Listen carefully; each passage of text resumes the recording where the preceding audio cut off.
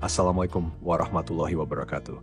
Pada akhir kisah sebelumnya, kita telah menyaksikan bagaimana kaum Lut dihancurkan oleh Allah Subhanahu wa Ta'ala karena menolak seruan kebenaran dan memilih mempertahankan dosa-dosa mereka. Negeri mereka ditelungkupkan dihujani batu hingga tak tersisa seorang pun selain Nabi Lut dan orang-orang yang beriman kepadanya. Dari titik inilah sejarah berlanjut. Allah Subhanahu wa Ta'ala tidak membiarkan manusia tanpa petunjuk. Setelah Nabi Lut, Allah mengutus seorang nabi mulia yang dikenal dengan kefasihan bicaranya, kelembutan tutur katanya, dan keteguhan hatinya. Dialah Nabi Syuaib alaihi salam. Nabi Syuaib tumbuh di tengah-tengah kaumnya, kaum Madyan, sebuah bangsa yang terkenal dengan 3 bentuk penyimpangan. Pertama, mereka menyembah pohon besar yang mereka anggap sebagai Tuhan. Kedua, mereka terbiasa berlaku curang dalam perdagangan, mengurangi timbangan, menipu, dan menzalimi pembeli. Ketiga, mereka menjadi perampok jalanan, menghadang para musafir dan mengambil harta dengan paksa. Kaum ini hidup dalam kesombongan, merasa tidak butuh kepada aturan Allah meski nikmat dunia diberikan kepada mereka. Allah Subhanahu wa Ta'ala mengutus Nabi Syuaib untuk meluruskan akidah mereka dan memperbaiki kebiasaan buruk yang sudah mengakar. Allah berfirman dalam Quran surat Hud ayat 84, "Dan kepada penduduk Madyan kami utus saudara mereka Syuaib. Ia berkata, wahai kaumku, sembahlah Allah. Sekali-kali tidak ada bagimu Tuhan selain Dia. Janganlah kamu mengurangi takaran dan timbangan. Sesungguhnya aku melihat kamu dalam keadaan yang baik, dan sesungguhnya aku takut akan menimpa kamu azab pada hari yang membinasakan." Ayat ini menunjukkan betapa lembut Nabi Syuaib memulai dakwahnya. Ia memanggil mereka dengan sebutan wahai kaumku. Sebutan penuh kasih sayang, bukan bahasa kasar, meski yang dihadapinya adalah kaum yang tenggelam dalam maksiat. Ia tidak langsung menghukum, tetapi mengingatkan bahwa mereka sedang diberi kenikmatan dunia, namun bisa saja azab menimpa jika tidak segera kembali kepada Allah. Nabi Syuaib memiliki kelebihan yang membuatnya dikenal sebagai seorang orator ulung. Kata-katanya mengalir, penuh logika dan mudah dipahami. Setiap kalimat yang ia ucapkan seperti menembus hati, meski banyak yang memilih berpaling. Para ulama tafsir menyebutkan kefasihan Nabi Syuaib adalah mukjizat yang Allah berikan kepadanya.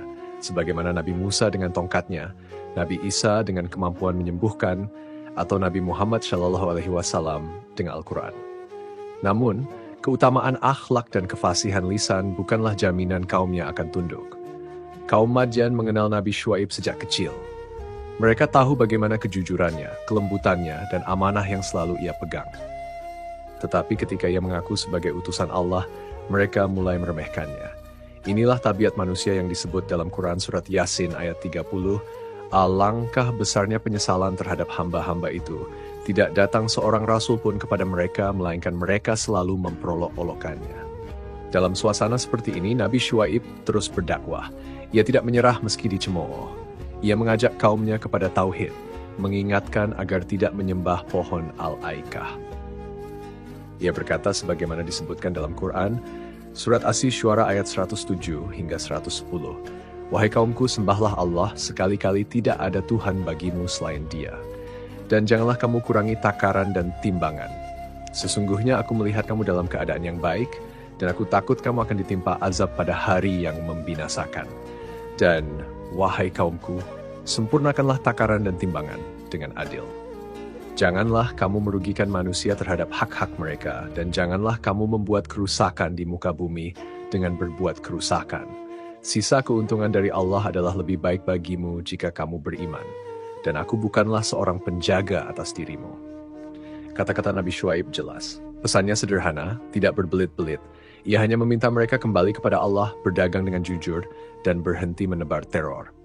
Namun, kaumnya justru merasa tersinggung.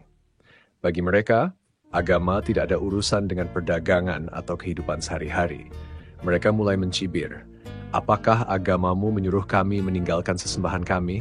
Apakah agamamu mengatur bagaimana kami berdagang? Engkau ini hanya orang lemah." Ucapan itu menusuk. Nabi Syuaib tahu betul kaumnya sedang terikat dengan dunia. Mereka sudah terlalu cinta pada keuntungan meski kecil, hingga berani menipu dan mengurangi hak orang lain.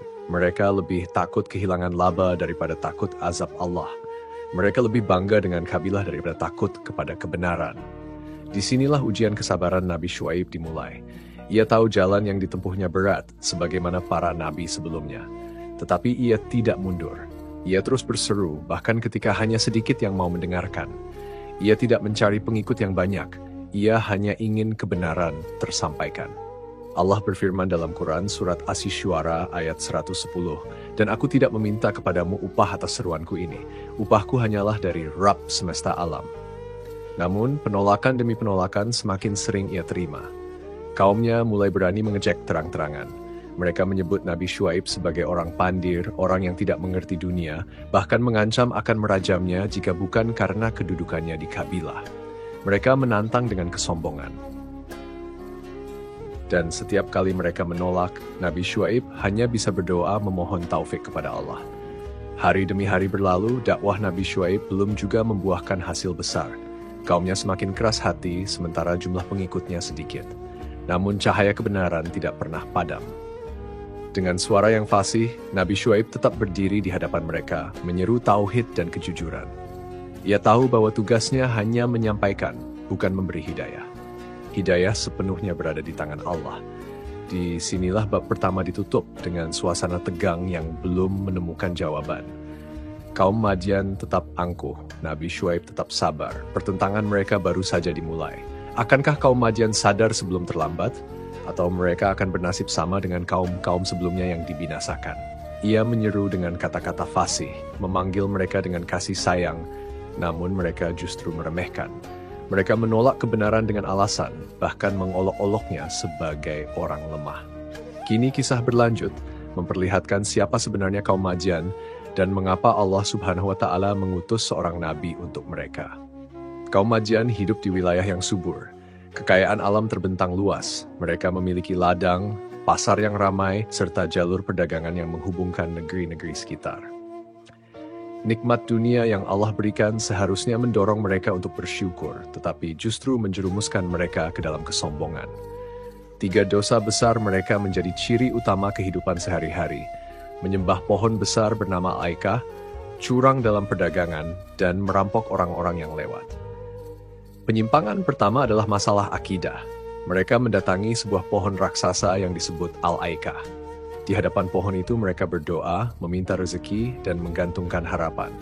Mereka menjadikannya sembahan, padahal Allah Subhanahu wa Ta'ala berfirman dalam Quran surat Al-Ankabut ayat 42, "Sesungguhnya Allah mengetahui segala sesuatu yang mereka seru selain Dia, dan Dia adalah yang maha perkasa lagi maha bijaksana." Kaum Madian menolak mengakui keesaan Allah, padahal setiap nikmat yang mereka nikmati datang darinya.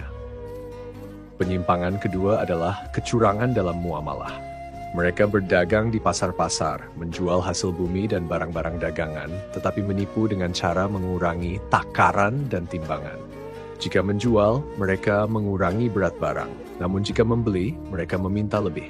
Allah menurunkan ancaman keras terhadap orang yang berbuat curang. Dalam Quran Surat Al-Mutaffifin ayat 1 hingga 3 disebutkan, "Kecelakaan besarlah bagi orang-orang yang curang, yaitu orang-orang yang apabila menerima takaran dari orang lain mereka minta dipenuhi. Dan apabila mereka menakar atau menimbang untuk orang lain, mereka mengurangi." Ayat ini menjadi peringatan abadi, dan kaum Madian adalah salah satu bangsa yang terjerat dosa ini. Penyimpangan ketiga adalah kejahatan sosial. Mereka tidak segan-segan merampok para musafir yang melewati jalanan di wilayah mereka. Perdagangan yang seharusnya berjalan aman berubah menjadi medan ketakutan. Orang-orang tidak bisa melewati daerah Madian tanpa rasa was-was, karena setiap saat bisa dihadang, hartanya dirampas, bahkan nyawanya dihilangkan. Kaum Madian benar-benar menjadikan kekerasan sebagai jalan hidup. Bayangkan sebuah bangsa dengan 3 kerusakan sekaligus, akidah yang rusak, muamalah yang curang, dan akhlak sosial yang penuh kekerasan. Inilah sebab Allah mengutus Nabi Syuaib alaihissalam.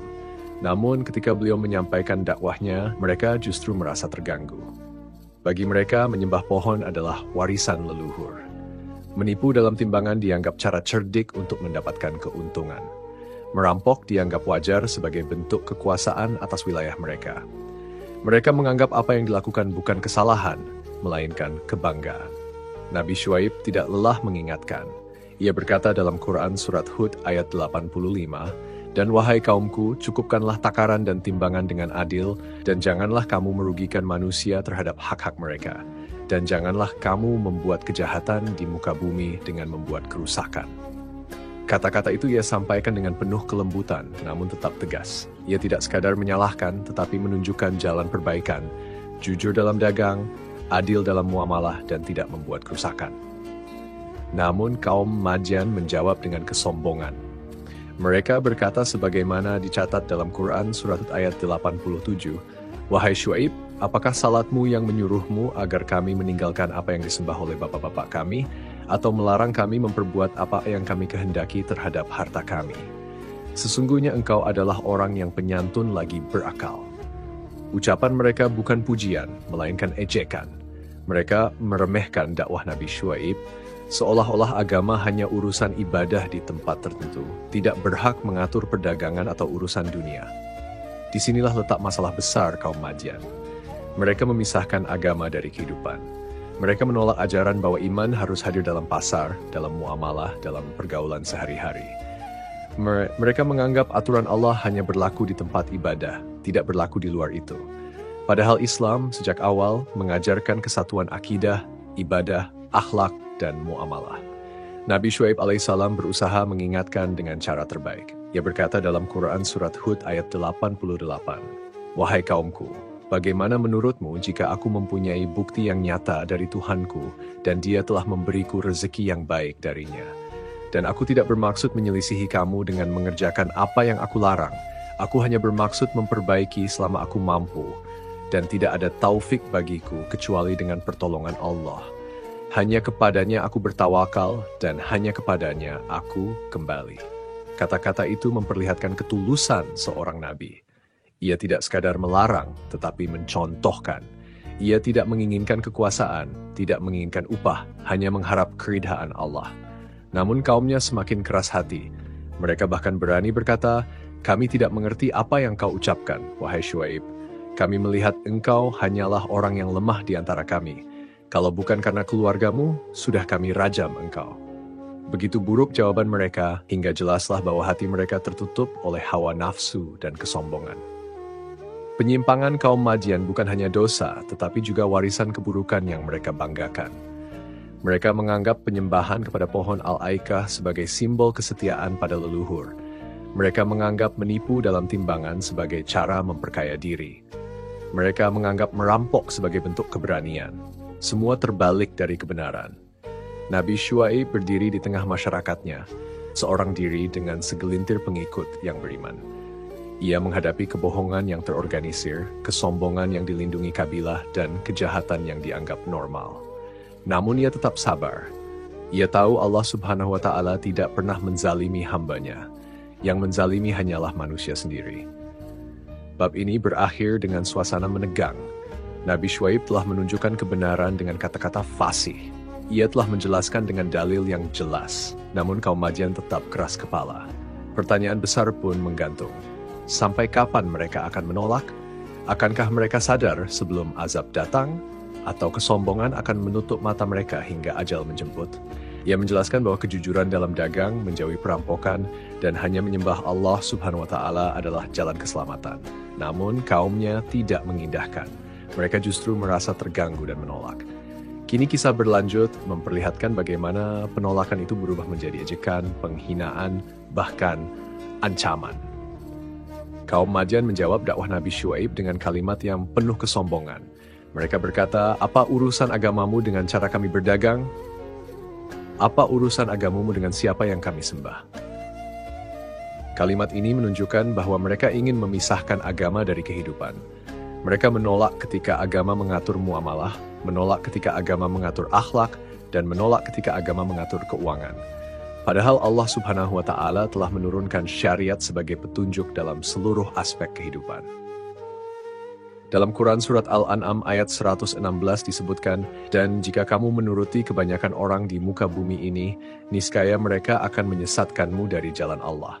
Mereka tidak lain hanyalah mengikuti persangkaan belaka, dan mereka tidak lain hanyalah berdusta." Mereka berusaha meyakinkan diri bahwa agama cukup ditempatkan di tempat ibadah. Mereka mengatakan bahwa sembahan kepada Al-Aikah adalah hak pribadi. Mereka menganggap kecurangan dalam timbangan hanyalah strategi dagang. Mereka merasa bebas melakukan apapun dengan harta mereka meski menyakiti orang lain. Inilah bentuk kesombongan kaum Madian. Mereka tidak mau tunduk kepada aturan Allah, tetapi tunduk kepada hawa nafsu. Ejekan mereka semakin terang-terangan. Mereka mulai menyebut Nabi Syuaib sebagai orang lemah, orang yang tidak berharga di hadapan kaumnya. Mereka berkata, "Kami melihat engkau hanyalah orang yang lemah di antara kami. Kalau bukan karena keluargamu, sungguh sudah kami rajam engkau."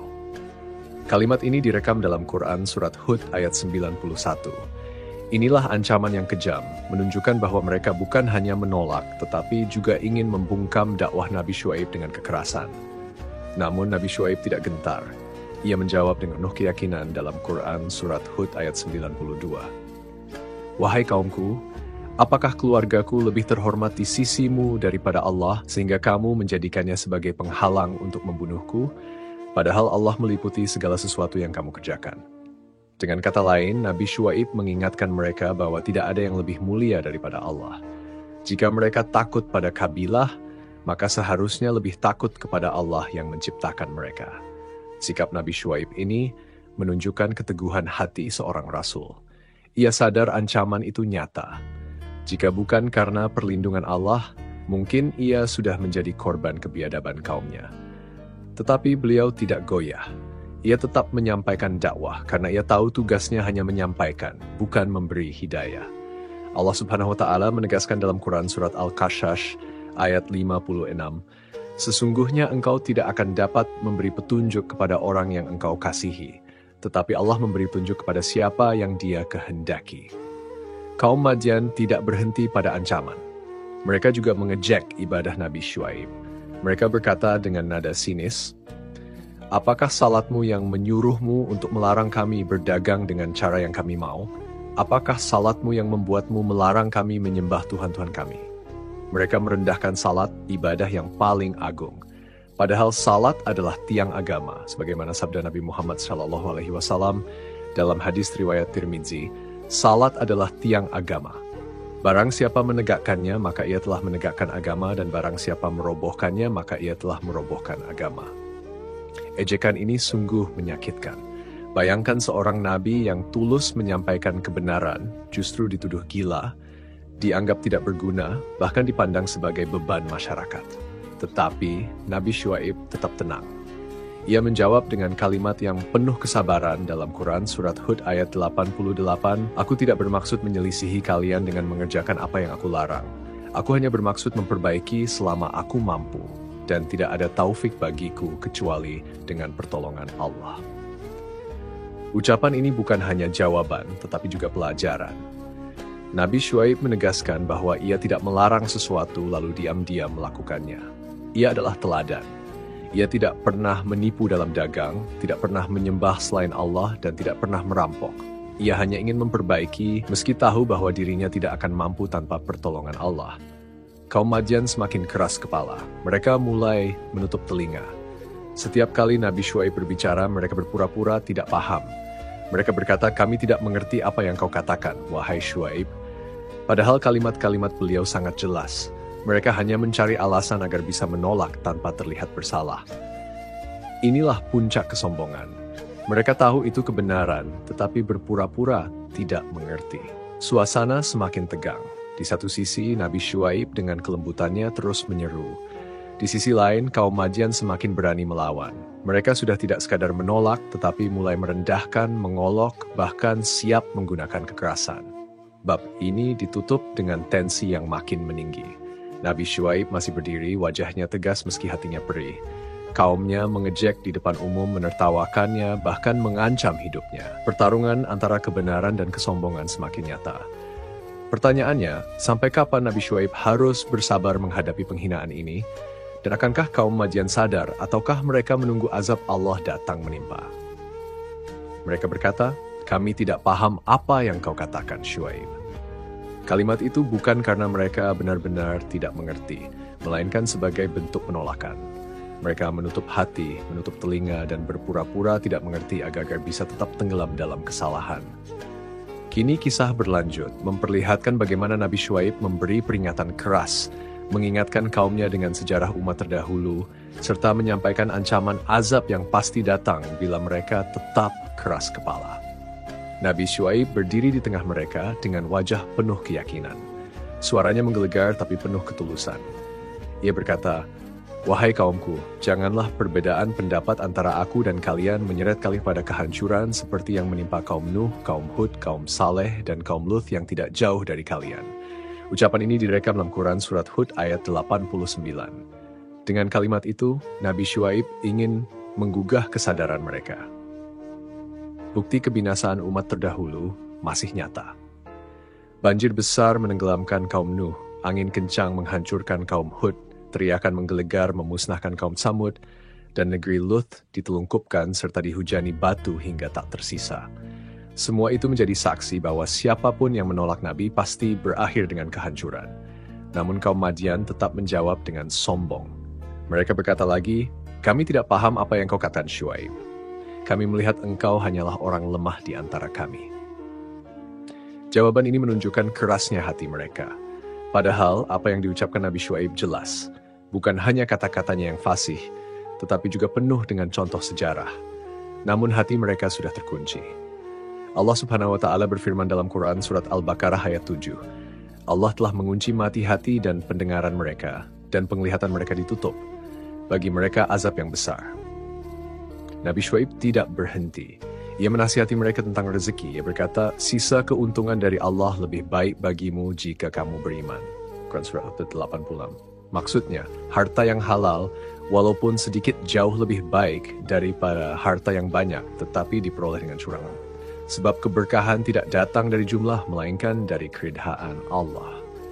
Kaum Madian sudah terlanjur mencintai dunia.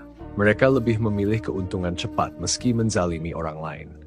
Peringatan demi peringatan disampaikan, tetapi kaum Madian tetap menolak. Nabi Syuaib mengingatkan mereka agar tidak membuat kerusakan di muka bumi.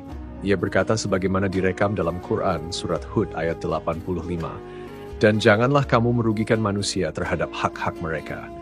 Dan janganlah kamu membuat kejahatan di muka bumi dengan berbuat kerusakan." Kata-kata ini adalah perintah yang sederhana. Jujur dalam berdagang, adil dalam bermuamalah, dan jangan merampok. Tetapi mereka justru mencibir, seakan-akan itu hanya angan-angan kosong. Bayangkan seorang nabi yang tulus berdiri seorang diri melawan arus masyarakat. Setiap kata-katanya ditolak, setiap nasihatnya dipelintir, setiap ancamannya dianggap lelucon. Namun Nabi Syuaib tetap sabar. Ia tahu tugasnya hanya menyampaikan. Ia tidak bisa memberikan hidayah karena hidayah adalah milik Allah. Kaum Madian bahkan mulai menghina Nabi Syuaib dengan cara yang lebih kejam. Mereka berkata, "Kalau bukan karena keluargamu, sudah kami rajam engkau." Ancaman itu nyata. Mereka sudah siap melakukan kekerasan, hanya saja masih menahan diri karena khawatir menimbulkan konflik dengan kabilah Nabi Syuaib. Tetapi Nabi Syuaib tidak takut. Ia menjawab, "Apakah keluargaku lebih mulia bagi kalian daripada Allah?" Quran Surat Hud ayat 92. Dengan kata lain, ia menegaskan bahwa ketakutan mereka pada kabilah tidak akan menyelamatkan mereka dari azab Allah. Peringatan demi peringatan kian keras. Nabi Syuaib menyebutkan satu demi satu contoh kehancuran umat terdahulu. Ia menceritakan bagaimana banjir besar meluluh lantakkan kaum Nuh yang menolak peringatan. Ia menggambarkan angin kencang yang menumbangkan kaum Hud hingga mereka berjatuhan seperti batang pohon. Ia mengingatkan teriakan menggelegar yang menghentikan nafas kaum Samud. Ia mengulang kisah tentang negeri Luth yang dihancurkan di hadapan mata mereka. Semua itu bukan sekadar cerita, itu adalah fakta sejarah yang mereka ketahui. Namun mereka tetap menutup mata. Nabi Syuaib tahu kesabaran adalah kunci. Allah Subhanahu wa Ta'ala berfirman dalam Quran Surat ayat 90, "Dan mohonlah ampunan kepada Tuhanmu, kemudian bertobatlah kepadanya. Sesungguhnya Tuhanku Maha Penyayang lagi Maha Pengasih." Dengan ayat ini, Nabi Syuaib ingin menunjukkan pintu masih terbuka. Mereka masih bisa kembali selama belum datang azab. Namun kesombongan membuat mereka menolak. Suasana menjadi semakin menegang. Nabi Syuaib berdiri dengan penuh keteguhan, sementara kaum Madian makin keras kepala. Mereka berkata, "Kami tidak paham, wahai Syuaib." Kalimat itu berulang menjadi tameng untuk menolak. Padahal dalam hati mereka, mereka tahu ucapan Nabi Syuaib benar. Tetapi nafsu menutupi kebenaran. Mereka memilih untuk berpura-pura tidak paham agar bisa tetap merasa benar. Di saat-saat seperti ini, terlihat jelas perbedaan antara seorang nabi yang sabar dengan kaum yang sombong. Nabi Syuaib tidak berteriak-teriak, ia tidak membalas dengan kekerasan, ia tetap dengan kelembutannya, tapi juga tegas dengan ancamannya. Ia memperingatkan, jika mereka tetap keras kepala, azab Allah pasti datang. Azab itu bukan sekadar ancaman kosong, itu adalah janji Allah yang sudah terbukti pada umat terdahulu. Bab ini ditutup pada tensi batin yang semakin menajam. Nabi Syuaib telah memperingatkan dengan sejarah, dengan logika, dengan dalil yang jelas. Tetapi kaumnya tetap menolak, bahkan dengan alasan yang sama. Kami tidak paham. Ancaman azab sudah semakin dekat. Pertanyaannya, sampai kapan kesabaran Nabi Syuaib diuji? Dan apakah kaum Madian akan sadar sebelum semuanya terlambat? Mereka berpura-pura tidak memahami, mengejek, bahkan mengancam. Semua peringatan tentang kehancuran umat-umat terdahulu tidak membuat mereka gentar. Mereka merasa aman dengan kekayaan dan kekuatan yang dimiliki. Namun ketika kesombongan sudah mencapai puncak, azab Allah Subhanahu wa Ta'ala pun turun. Inilah saat yang mengerikan, ketika seluruh penduduk Madian dibinasakan tanpa tersisa, kecuali Nabi Syuaib dan orang-orang beriman yang bersamanya. Azab itu datang dengan cara yang tidak pernah mereka sangka. Allah Subhanahu wa Ta'ala menghentikan angin selama 7 hari. Tidak ada hembusan, tidak ada udara yang bergerak. Suasana menjadi pengap, panas, dan sulit bernapas. Bayangkan sebuah kota tanpa oksigen. Manusia mulai megap-megap, dada terasa sesak, sebagian roboh karena kehabisan napas. Mereka berusaha keluar rumah, berlari mencari udara, tetapi tidak ada sedikit pun hembusan yang dapat menyelamatkan mereka. Anak-anak menangis, orang tua merintih, semua panik. Namun itu baru permulaan. Setelah 7 hari tanpa angin, Allah Subhanahu wa Ta'ala menurunkan panas ekstrem. Matahari terasa membakar, tanah memijar seperti bara. Orang-orang tidak mampu lagi bertahan di rumah mereka. Mereka menggali lubang-lubang di tanah, berharap ada kesejukan di dalamnya. Namun lubang itu justru menjadi kubur mereka sendiri. Panas itu menembus kemana-mana, tidak ada yang bisa menghindar. Mereka mulai tersungkur satu persatu. Lalu muncullah awan hitam pekat di langit. Kaum Madian yang tersisa melihatnya dengan penuh harapan. Mereka berbondong-bondong keluar dari rumah, tua dan muda, lelaki dan perempuan, semuanya menuju ke bawah awan itu. Mereka mengira awan itu membawa hujan, memberi teduh, dan menjadi penolong di tengah terik yang membakar. Namun justru di balik awan itulah azab paling dahsyat menunggu. Allah Subhanahu wa Ta'ala mengirimkan petir, halilintar, dan percikan api yang menyambar mereka. Tidak ada seorang pun yang lolos dari kilatan itu. Tubuh-tubuh mereka bergelimpangan, hangus dan terbakar. Ketika sebagian mereka binasa di bawah awan itu, Malaikat Jibril alaihissalam datang dengan sekali teriakan. Suara itu memakan telinga, menghancurkan jantung, dan memutus urat kehidupan. Dalam sekejap, mereka yang masih hidup jatuh tersungkur. Yang bersembunyi di dalam rumah, yang berdiam di gua, semuanya roboh. Tidak ada yang bisa menahan kedahsyatan teriakan malaikat itu.